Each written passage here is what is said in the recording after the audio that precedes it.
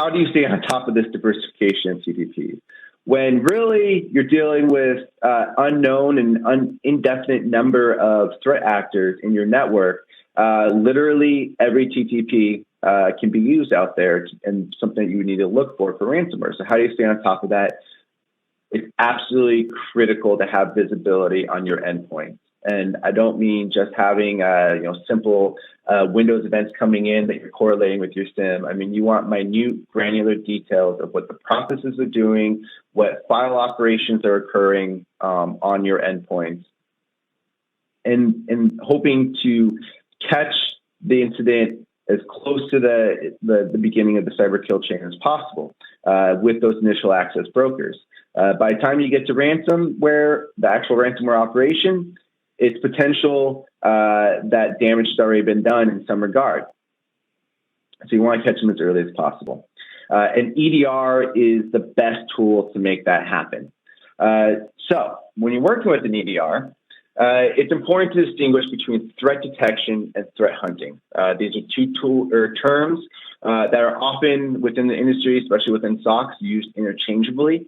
And it's because they overlap with each other, both in the tools and the processes that are being used. The key difference between threat detection and threat hunting is a proactive process. You take the initiative. Whereas threat detection is you're waiting for that alert to come in. You're waiting for your traditional AV alert. You're waiting for your IDS alert. Typically, you're going to be looking at that into a SIEM or an XDR. But one of the problems with threat detection is you're looking for the known. Think about it. With threat detection, it's automated correlation. How do you correlate automatically? Well, you have to have your data points to correlate on, which means the threat has to be known. And the typical process is you deploy your rules, your correlation, or perhaps those come with the solution itself. An alert gets generated. You take a look at that alert. And of course, you may have a large volume of alerts coming in. It's going to cause alert fatigue. And then you start your incident response. With threat hunting, you're leveraging your threat intelligence. You're taking a look at what's happening in the threat landscape. What type of threat actors are targeting a profile like your organization? What are those TTP? That allows you to sort of zoom in on what you want to look for. You then develop a hypothesis. You assume that your network has already been breached. You then look for those for evidence that would support your hypothesis on that. And if everything is successful in a threat hunt, in other words, you're able to validate your hypothesis, you can certainly feed that back into your threat detection. But so why is EDR so critical, especially when it comes in contrast to traditional AV or other security controls like network logs? Well, first is the now standard use of living off the land techniques, leveraging legitimate binaries, executables on your network for malicious purposes. More and more, we see the use of legitimate applications being used for conducting lateral movement, conducting discovery operations, deploying the malware across your network. You need to be able to know what legitimate tools are being used and what is the behavior around those tools being used.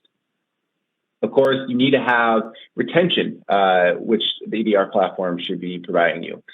This is actually critical, especially when we go back to what I was talking about a few minutes earlier when we were discussing the diversity of the economy and how the initial access brokers and the ransomware affiliates may not even work together.